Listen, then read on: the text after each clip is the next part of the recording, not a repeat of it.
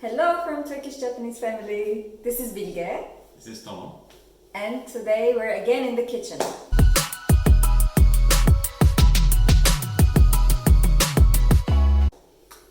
We came back from a stroll.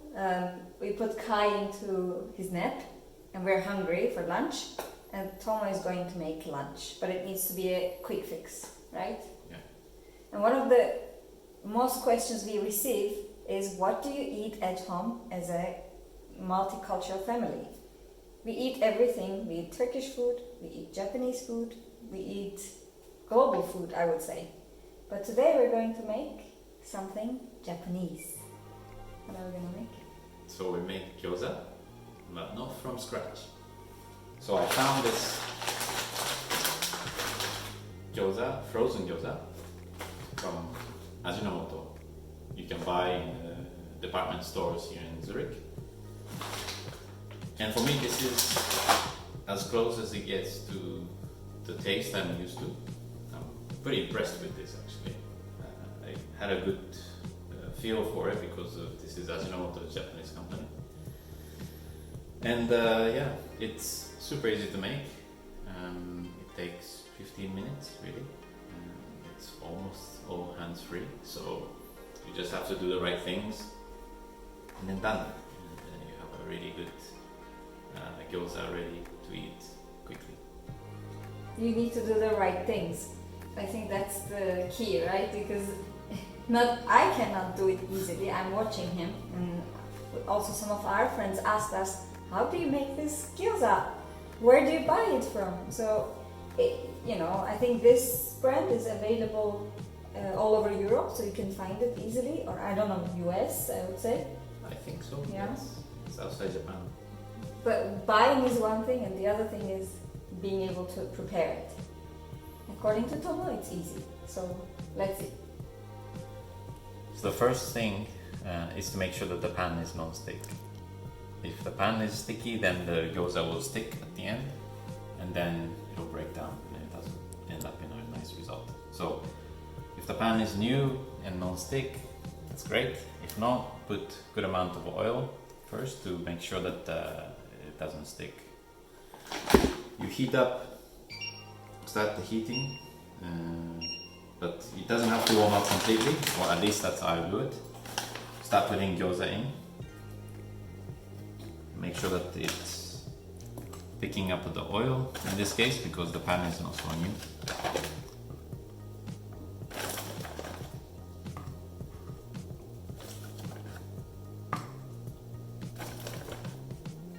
So you start with high heat, right? Yeah, it's medium high, just to make sure that the initial cooking happens. I love how you put them in a nice order.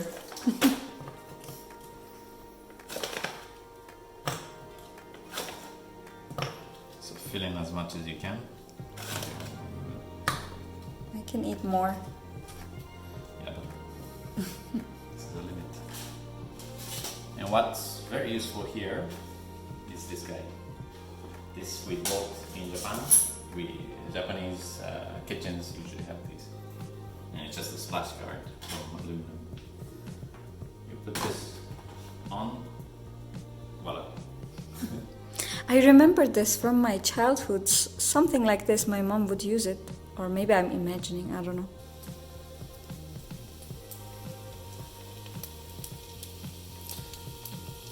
So you let this to cook for first 2-3 minutes at the higher heat. Let the oil to go in. So this is like frying, right? Yeah, initially you fry. But directly frozen. Yeah.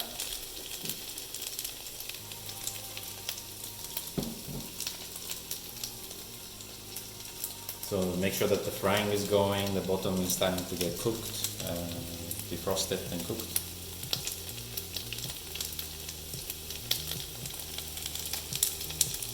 So now you start to hear the sizzling, which means it's heating up nicely. At this stage, what I usually try to make sure that they're not stuck on the pan, which helps later on. So just shake a little bit, move them around. So this shows that the oil is in and it's good. Now you go to the steaming part.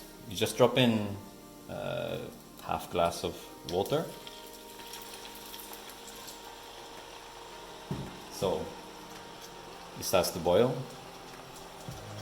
and you let them boil for 10 minutes or so with the lid on.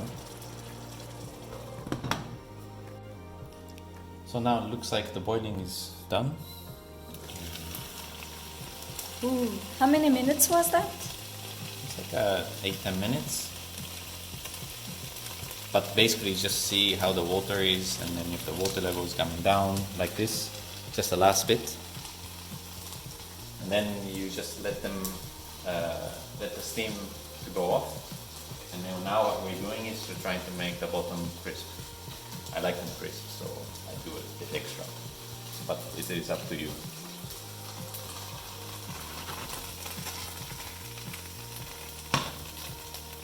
What is funny also for me is that you like to eat this with rice.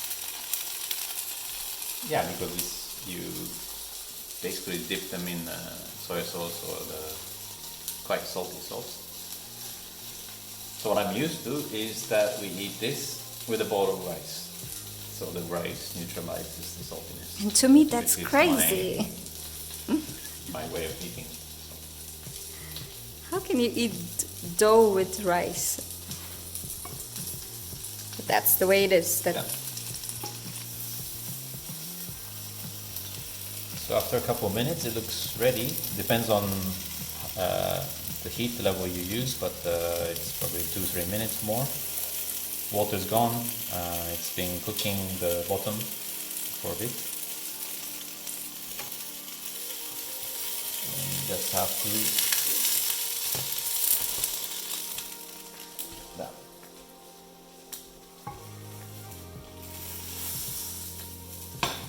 And I tend to put them upside down to keep the bottom crisp. And this is just a personal thing.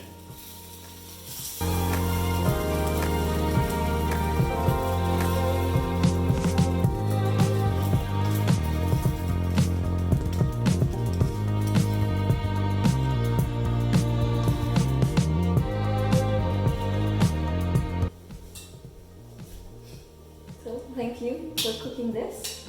It was easy, wasn't it?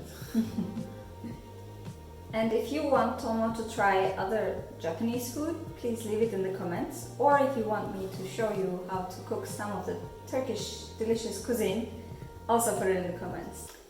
Thanks for watching. And subscribe to our channel. And see you in the next episode. Bye.